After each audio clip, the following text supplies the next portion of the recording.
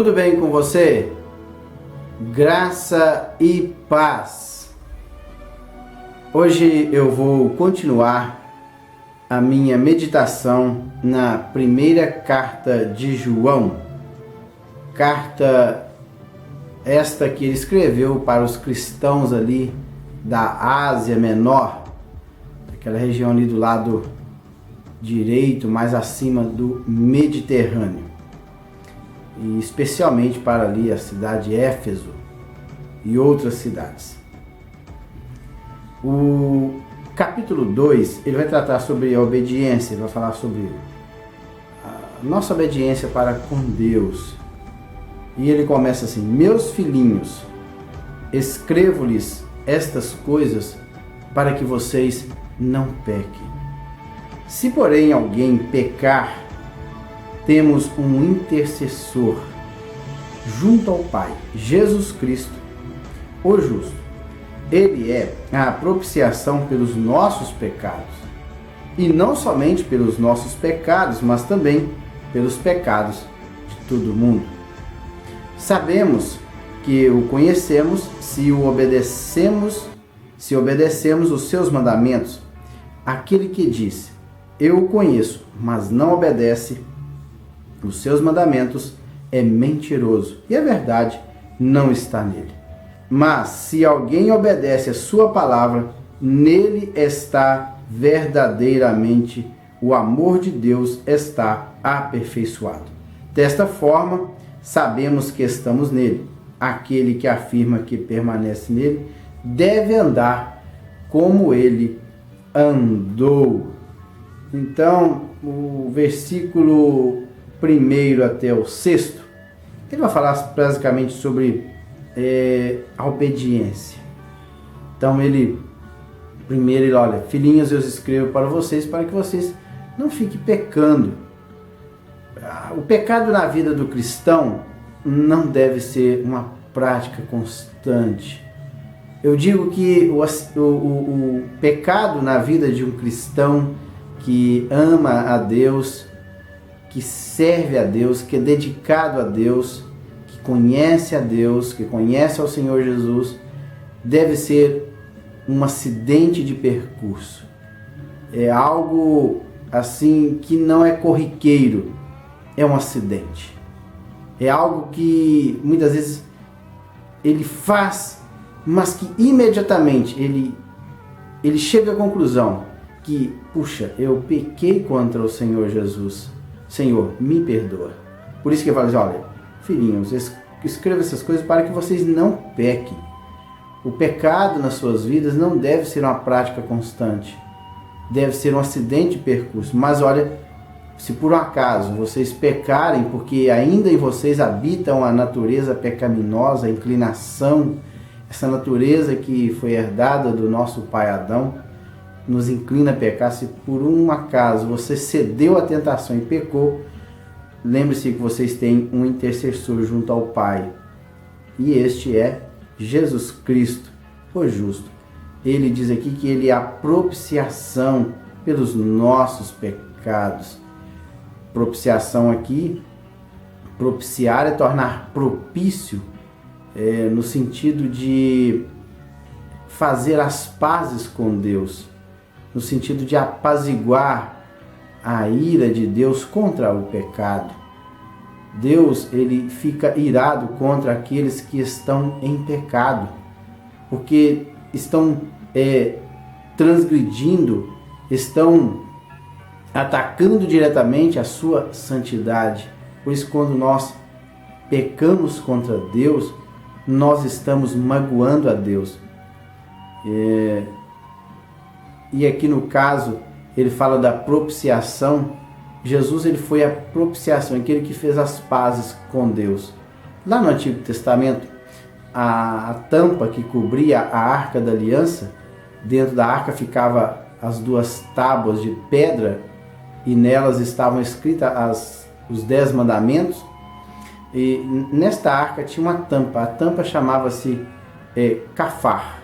Cafar é propiciação. Então aquela tampa, ela cobria as 10 tábuas, ela cobria os mandamentos que estavam dentro da arca. E uma vez por ano, no dia do Yom Kippur, o sumo sacerdote, ele adentrava aquele local e ali ele espargia o sangue naquela tampa, no sentido assim que estava cobrindo o pecado. Aquela tampa separava o homem das leis que estavam ali dentro. Mas agora, Jesus, ele morreu. Ele é a nossa propiciação. Foi ele que morreu e derramou o seu sangue na cruz do Calvário para que os nossos pecados fossem perdoados, purificados e lavados. Por isso que fala que ele é a propiciação pelos nossos pecados. E não somente pelos nossos, mas também de todas as pessoas que foram chamadas por Deus. E outra coisa, sabemos que o conhecemos, então como eu sei que eu conheço a Deus? Eu sei que eu conheço a Deus a partir do momento que eu tenho prazer em obedecer à ordem, os mandamentos do Senhor. Quando eu amo ao Senhor, os seus mandamentos não se tornam um fardo para mim, mas se torna um prazer. Eu tenho prazer em obedecer os mandamentos do Senhor, porque eu amo a Deus. O amor, ele resolve praticamente tudo. O amor, ele cobre a multidão de pecados. O amor, ele não vê a dificuldade. Ele faz porque ele ama, porque ele tem prazer em agradar. Por isso que, sabemos que o conhecemos se obedecemos aos seus mandamentos. Então ele diz, aquele que diz, eu o conheço, mas não obedece, então se ele não obedece é porque não ama a Deus. Então se não ama a Deus, ele não conhece a Deus. Pois o conhecer aqui é algo íntimo, é quase parecido com o conhecer relacionado na Bíblia, a união do casal, esse conhecimento íntimo, que somente a pessoa e a outra sabe o que acontece. Esse conhecer íntimo, profundo, é isso que ele está falando aqui. Por isso que, sabemos que o conhecemos se obedecemos aos seus mandamentos. E se não obedece, é porque não conhece. E outra coisa, ele fala aqui que essa pessoa não conhece a Deus e além disso ele é um mentiroso. E a verdade de Deus não está nele. Mas se alguém obedece a Deus e a sua palavra, nele verdadeiramente está o quê? O amor. Porque eu obedeço por amor. Eu amo a Deus. E este amor de Deus, ele está aperfeiçoado em minha vida. Desta forma, agindo assim, eu sei que realmente eu estou nele. Aquele que afirma que permanece nele deve andar como ele andou. Se eu permaneço em Jesus, eu devo andar como Jesus andou. Versículo 7 diz assim, amados, agora eu vou falar sobre o antigo e o novo mandamento. Veja bem que nos versículos anteriores ele começou a falar sobre o amor. E o 7 agora é dar continuidade ao amor no que se diz respeito ao mandamento, amar ao próximo. Amados, não lhe escrevo um mandamento novo, mas um mandamento antigo, que vocês têm desde o princípio, a mensagem que ouviram. No entanto, o que lhes escrevo é um mandamento novo, o qual é verdadeiro nele e em vocês, pois as trevas estão dissipando e já brilha a verdadeira luz. Quem afirma estar na luz, mas odeia seu irmão, continua nas trevas. Quem ama seu irmão, permanece na luz, e nele não há causa de tropeço. Mas quem odeia seu irmão está em trevas, e anda nas trevas, não sabe para onde vai, porque as trevas o cegaram. Então ele fala assim, eu não estou escrevendo um mandamento novo. Esse mandamento que eu estou escrevendo é um mandamento antigo. Desde lá da antiga aliança, já estava escrito na lei que nós devemos amar o nosso próximo. Só que esse mandamento novo agora que eu escrevo, diz aqui que é verdadeiro nele. Nele em quem? Esse novo mandamento que ele fala é verdadeiro nele. Nele que é em Jesus. Por que nele Jesus? Porque ele, Jesus, é que foi a prova do verdadeiro amor. Ele se entregou por nós. Então, este ato de Jesus de se entregar por nós, dar a sua vida por nós, lá no Antigo Testamento, quem pecasse contra Deus morria sem misericórdia, diante de 2 ou 3 testemunhas. Mas agora não, agora Jesus ele veio, deu a vida por nós. ainda que esse mandamento seja antigo a respeito do amor, mas agora nele, em Jesus, esse mandamento é verdadeiro. Ele concretizou na pessoa de Jesus. E em vocês, concretizou em Jesus, porque Jesus, ele deu uma demonstração perfeita do amor, o amor de Deus. Ele é a teofania do amor de Deus aqui na terra. Ele se manifestou em forma de amor. E nele, em Jesus e em vocês. E ele disse, olha, pois as trevas estão dissipando, já brilha a verdadeira luz. Amor é luz, ódio é trevas. Então, olha, as trevas que é o ódio estão dissipando e já brilha a verdadeira luz, que é o amor. Por isso que ele disse aqui, no versículo 9, quem afirma estar na luz, mas odeia seu irmão, continua em trevas. Pois o ódio é trevas. Então, se eu afirmo que estou na luz, mas eu continuo odiando meu irmão, eu ainda estou em trevas. Quem ama seu irmão, permanece na luz. Quem tem o amor de Deus no seu coração, o amor ágape, esse amor é produzido pelo Espírito Santo em nossas vidas. Ele diz aqui, este permanece na luz e nele não há causa de que alguém tropece, porque ele está na luz. Ele não tropeça porque ele está andando na luz. Mas quem odeia seu irmão está nas trevas. Então, se está andando nas trevas, corre um sério risco de tropeçar e cair. E anda em trevas, não sabe para onde vai, porque as trevas o cegaram. E continua no 12, e ele começa aqui agora falando sobre a vitória sobre o maligno, e ele fala para as criancinhas, né? Depois ele fala para os meninos, para os pais e para os jovens. Aqui, claro que ele está falando no sentido da fé. Filhinhos são todos os cristãos. Os meninos, aqueles que estão dando os primeiros passos. Depois, os jovens, que estão adquirindo maturidade na fé. E os pais, que já são maturos espiritualmente. Por isso, filhinhos, lhes escrevo, porque os seus pecados foram perdoados. Quer dizer, o primeiro passo dos filhinhos é o que? Os pecados são perdoados. Primeira coisa que a pessoa, quando vem para o cristianismo, os seus pecados são perdoados. Então, aí por isso que fala filhinhos. Aqui a palavra grega é teknia, ou seja, criancinha, um bebezinho. Ele vem para Cristo e os seus pecados são perdoados. Graças a quem? Ao nome de Jesus, por intermédio de Jesus.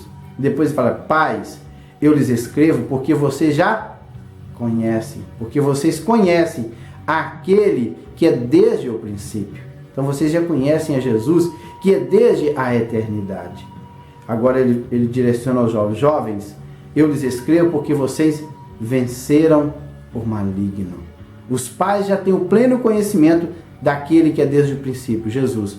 Os jovens já estão ganhando maturidade e já estão podendo vencer o maligno. Ele volta de novo aos filhinhos. Filhinhos, aqui ele usa a palavra meninos, não usa a palavra teknia, ele usa a palavra paideia, que é meninos. A palavra pais, ele usa a palavra páteres. E aqui, filhinhos, eles olha, meninos, eu lhes escrevi porque vocês conhecem o Pai. E depois fala, pais, eu lhes escrevi porque vocês conhecem aquele que é desde o princípio. Ele repete novamente o versículo 13. E os filhinhos aqui, eles agora já estão passando a conhecer o Pai. Mas os pais já conhecem ele desde o princípio. Tem um conhecimento mais profundo de Jesus. Esses agora, os filhinhos ou os meninos já estão conhecendo o Pai. Depois ele diz, jovens, eu lhes escrevi porque vocês são fortes e em vocês a palavra de Deus permanece. E vocês venceram o maligno. Então, olha, a partir do momento que a palavra de Deus entra em nossos corações, entra em nossa vida, aí sim nós podemos vencer o maligno pela palavra de Deus. Pode ver que Jesus venceu Satanás ali na tentação através da palavra. É a palavra que nos dá força, é a palavra que nos conduz a uma vitória sobre o inimigo. Aí agora no versículo 13 ele fala sobre o mundanismo e incredulidade. Os cristãos não devem ser mundanos, ou seja, viver de acordo com o curso deste mundo. Não ame o mundo, aqui é agapate, né? A palavra grega, e mundo é cosmo, ou seja, o sistema que rege o mundo. Não ame o mundo, nem o que nele há. Se alguém ama o mundo, ele tem uma condicional aqui, olha. Não ame o mundo, nem no que o mundo há, nem no sistema que rege o mundo. Se alguém ama o mundo, o amor do Pai não está nele. Então veja que o amor não é meu, o amor é do Pai, é o amor ágape. Então, se eu amo o mundo, não pode coexistir dois amores no meu coração. Assim como não pode coexistir luz e trevas, não pode existir o amor ao mundo e o amor do Pai. O amor do Pai ele é completamente diferente do amor do mundo. Então, olha, se eu amo, se dentro do meu coração tem um amor que me inclina para o mundo, o amor do Pai, que é o amor ágape, o amor sacrificial, ele não está em mim. Não pode coexistir esses dois amores, o amor do Pai e o amor do mundo. E ele cita aqui, a cobiça da carne, a cobiça dos olhos e a ostentação dos bens. Ele fala de três coisas aqui. Ele usa a palavra epitúmia, ou o desejo descontrolado, o desejo compulsivo, aquele desejo que me inclina a fazer as coisas que não agradam a Deus. E primeiro ele fala aqui que é os desejos da carne, os desejos que me inclinam a satisfazer os prazeres da minha carne. Depois ele fala da cobiça, desse desejo forte dos meus olhos. E depois ele fala aqui da minha arrogância, a ostentação dos bens aqui, fala de arrogância, de soberba, é a pessoa que se coloca acima dos outros, no sentido de ostentação daquilo que ele tem. Ele diz aqui que isso não provém do Pai, mas do mundo. Tudo isso aqui, a epitúmia da carne, a epitúmia dos olhos e a ostentação dos bens, não provém do Pai, mas do mundo. O mundo e sua cobiça, ou seja, o mundo e os seus desejos, eles passam, mas aquele que faz a vontade de Deus permanece para sempre. E diz, filhinhos, esta é a última hora. E assim como vocês ouviram que o anticristo está vindo, já agora muitos anticristos têm surgido. Por isso, sabemos que esta é a última hora. Eles saíram do nosso meio, mas na realidade não eram dos nossos, pois se fossem dos nossos, teriam permanecido conosco. O fato de terem saído mostra que nenhum deles eram dos nossos. Agora aqui a partir do versículo 18, eu vou falar sobre a ação do anticristo. Primeiro ele fala que o cristão não deve amar o mundo, e agora ele diz aqui que, olha, filhinhos, quero alertar a vocês que já é a última hora. Nós estamos vivendo a última hora. A partir do momento que Jesus veio e morreu na cruz do Calvário e inaugurou a igreja, ali no dia de Pentecostes, foi inaugurada a igreja. Então, nós já estamos vivendo praticamente na última hora. João, ele escreveu esta primeira carta aqui por volta do ano 95.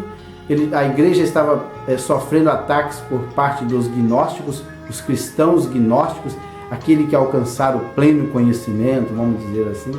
Eles estavam tentando atrapalhar o crescimento da igreja com as suas heresias. Então ele disse, olha, e João chama estes cristãos gnósticos de anticristo. Olha, tem surgido anticristo, ele está vindo e eles estão surgindo do meio de nós. Viu aqui, ó, tem surgido, por isso eles saíram do nosso meio, eles estão saindo do nosso meio. Mas na verdade esses homens, esses anticristos, esses homens que estão disseminando essas heresias, eles não eram dos nossos. Eles estavam no meio de nós, mas eles estavam infiltrados, camuflados. Se realmente eles fossem cristãos autênticos, eles permaneceriam no meio de nós. Mas saíram porque não eram dos nossos. No versículo 20, mas vocês têm a unção que procede do Santo, e todos vocês têm conhecimento. Não lhes escrevo porque não conhecem a verdade, mas porque vocês a conhecem, e porque nenhuma mentira procede da verdade. Quem é o mentiroso, senão aquele que nega que Jesus é o Cristo? Este é o anticristo, aquele que nega o Pai e o Filho. Todo que nega o Filho também não tem o Pai. Quem confessa publicamente o Filho tem também o Pai. Então ele está falando, olha, e vocês têm a unção que procede do Santo, procede de Deus. Essa unção vem através do Espírito Santo. E esta unção, procede do Santo, e todos vocês têm o quê? Conhecimento, vocês são conhecedores, através daquele que está em vocês, através da pessoa do Espírito Santo. Ele faz com que eu discirna quem realmente são os verdadeiros e os falsos. E ele diz aqui, não lhes escrevo porque vocês não conhecem a verdade. Olha, eu estou escrevendo para vocês porque vocês realmente já conhecem a verdade. Vocês foram instruídos na verdade. Quando João escreveu aqui, foi Paulo que deu início a quase todas as igrejas da Ásia, da região da Ásia. Então, olha, vocês já conhecem, principalmente as cartas de Paulo. Eles já tinham lido as cartas de Paulo, os irmãos ali da Ásia. E agora, ele falou assim, olha, vocês já conhecem a verdade. Então, eu estou dando um alerta para vocês. E ele diz, quem é mentiroso senão aquele que nega que Jesus é o Cristo?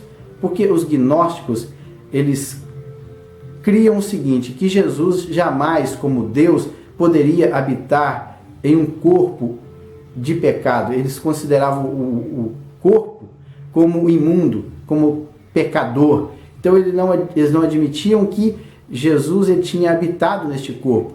Então eles acreditavam no Aeon, que naquele momento ali, um anjo veio, desceu sobre Jesus, e no momento da morte da cruz do Calvário, aquele Aeon saiu e foi embora. Então aquilo ali era um teatro. Então eles não admitiam o sacrifício de Jesus na cruz do Calvário e nem a sua encarnação. Por isso que este é o anticristo, aquele que nega o Pai e o Filho, nega tanto a Deus como o Filho Jesus. Por quê? Porque todo aquele que nega o Filho também não tem o Pai. Então, se eles negam a obra de Cristo, eles também automaticamente estão negando o Pai. Quem confessa publicamente o Filho também tem o Pai. Uma é consequência do outro. Quanto a vocês, cuidem para que aquilo que ouviram desde o princípio permaneça em vocês. Se o que ouviram desde o princípio permanecer em vocês, vocês também permanecerão no Filho e no Pai. E esta é a promessa que Ele nos fez, a vida eterna. Então, olha, permaneçam no Senhor Deus. Não dê ouvidos a estas heresias. Permaneçam. Se o que ouviram desde o princípio permanecer, o que vocês ouviram desde o princípio, desde quando Paulo esteve lá, naquela região, permanecer em vocês, e agora focado pelo apóstolo João, através da sua carta, permanecerem neles, vocês também permanecerão no Filho e no Pai. Escrevo essas coisas a respeito daqueles que os querem enganar. Olha, estou escrevendo isso a respeito daqueles que querem enganar vocês. Quanto a vocês, a unção que receberam dele permanece em vocês. A unção aqui fala da unção do crisma, é a unção do Espírito Santo. Não a unção com óleo lá do Antigo Testamento, essa ideia de untar. Não, mas está falando da unção que procede do Espírito Santo. Então vocês receberam essa unção, dele permanece em vocês. E não precisa que alguém os ensine, mas como a unção dele recebida, que é verdadeira e não falsa, os ensina acerca de todas as coisas.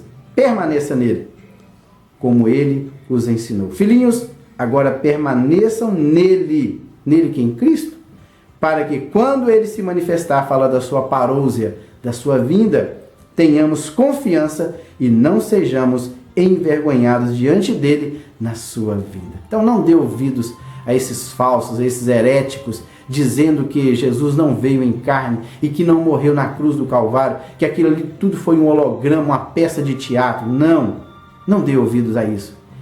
Permaneçam na palavra que vocês ouviram de Paulo, e dos demais apóstolos. E também vocês receberam a unção do Espírito Santo que está sobre vocês, e que esta unção recebida é verdadeira e não falsa.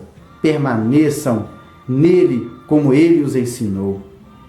E ele, novamente no 28 ele olha, permaneçam em Cristo quando ele se manifestar na sua parousia. Tenhamos confiança e não sejamos envergonhados diante dele, quem? De Cristo. Se você permanecer, quando ele vier, você não vai ser envergonhado. Você vai subir juntamente com ele na sua vinda. E 29, para encerrar. Se vocês sabem que ele é justo, saibam também que todo aquele que pratica a justiça é nascido dele. Somos nascidos de Deus, Pai, através de Cristo Jesus. Então está aí, aquele que pratica a justiça, está na justiça, é nascido de Deus. Está, portanto, aí o capítulo 2 da primeira carta do apóstolo João aos irmãos ali que estavam na Ásia Menor. Fiquem com Deus e até o próximo vídeo.